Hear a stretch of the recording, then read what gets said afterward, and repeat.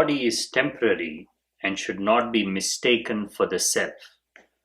True realization comes from understanding that one is not the body or the mind, but the eternal being that exists beyond physical form. For a moment, if you can leave aside all the discussions about realizing the self, attaining to one's true nature, enlightenment, liberation,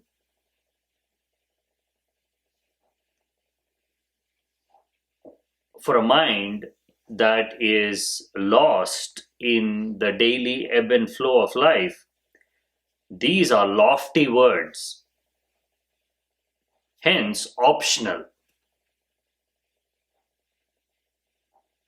It has the choice. If I don't want to be bothered with the ultimate question of life, the ultimate purpose of life, I don't have to worry about it. I can continue to do what I am doing. I can continue to pursue my desires. I can continue to quench my thirst in worldly matters. Why should I be bothered about the ultimate?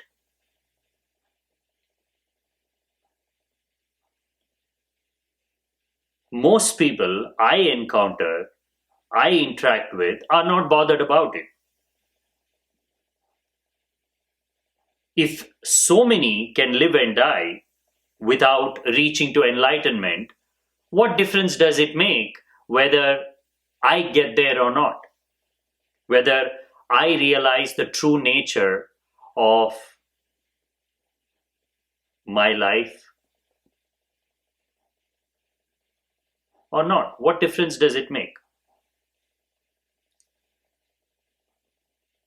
If there is a trap,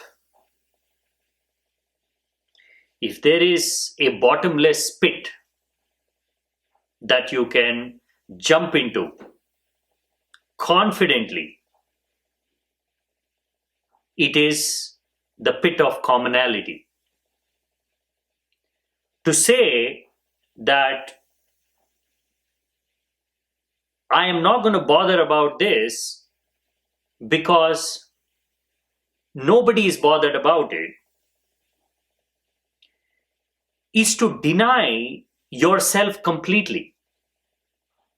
To say that I am not going to search for the highest because my family didn't search for it, my friends didn't search for it, the people around me are not searching for it, is to fall into the trap of the collective. Well, they don't have to search for it. They will not search for it because they are a figment of your imagination. Collectivity is your imagination. Yes, they exist.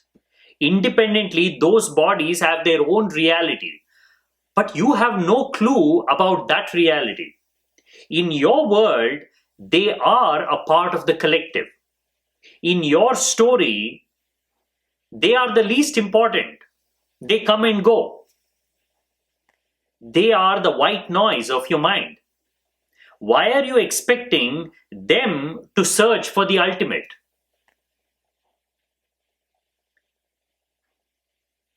This is so important to understand. There is nobody out there. It is an excuse.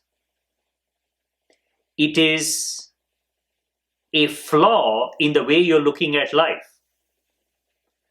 The one who is perceiving, the one who is at the center, thinking about life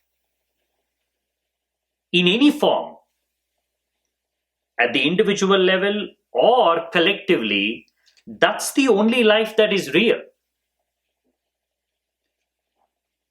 You cannot say there is no need for me to ask these higher questions because no animal is asking this question. Forget about human beings. Anyways, I regard human beings as dull and dumb and stupid. They are disconnected from life, disconnected from reality.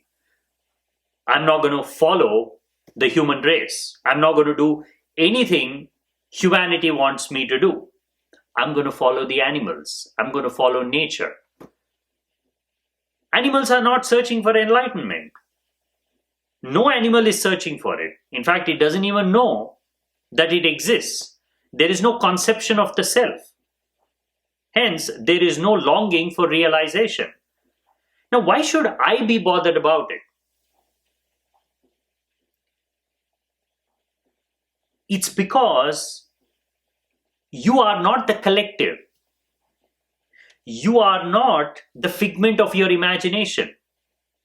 You are the one who's imagining things. You are the one who's creating things in sleep. You have a body. Nobody has a body. What does this mean? You cannot experience someone else's body. You can only trust. You can only assume. But you can never be sure that the physicality that you are experiencing from inside, what you recognize as your body, is how everybody is experiencing their bodies. You only assume.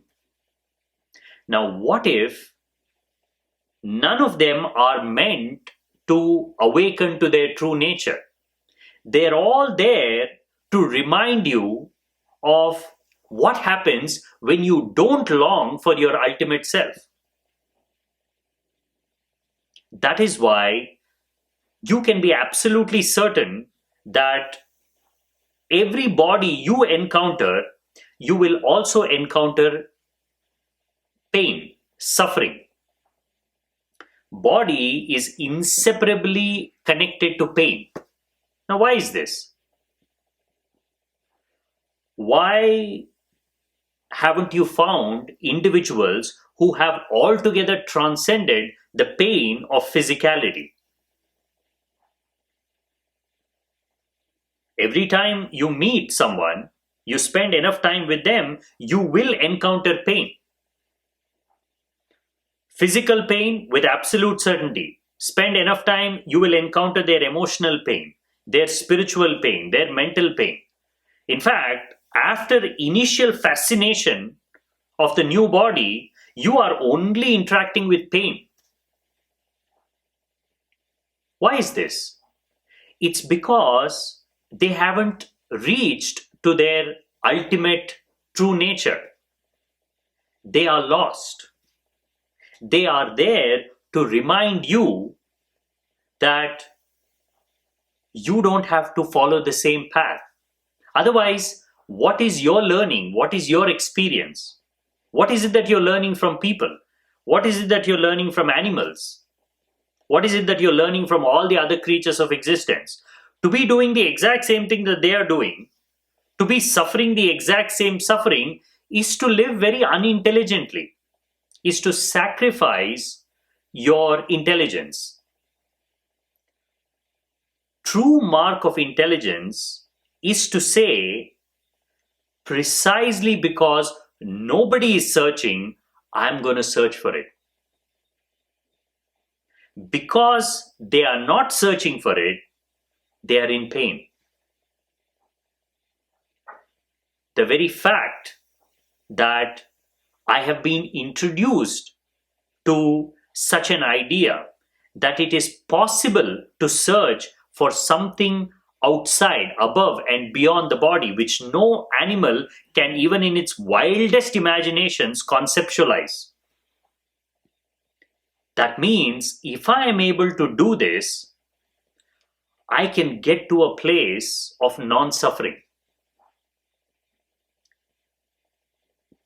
The argument that Why should I be doing this? Because nobody else is doing, is the most important argument, and it has to be turned on its head.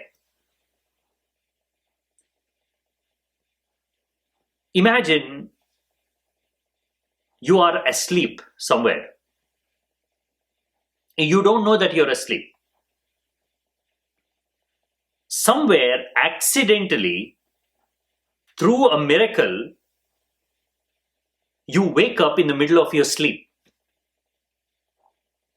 For a few moments, what is it that you will encounter? What is it that you will experience when you wake up in the middle of that sleep? Will you encounter all enlightened, perfect beings, longing for self-realization, sitting on the pedestal of enlightenment?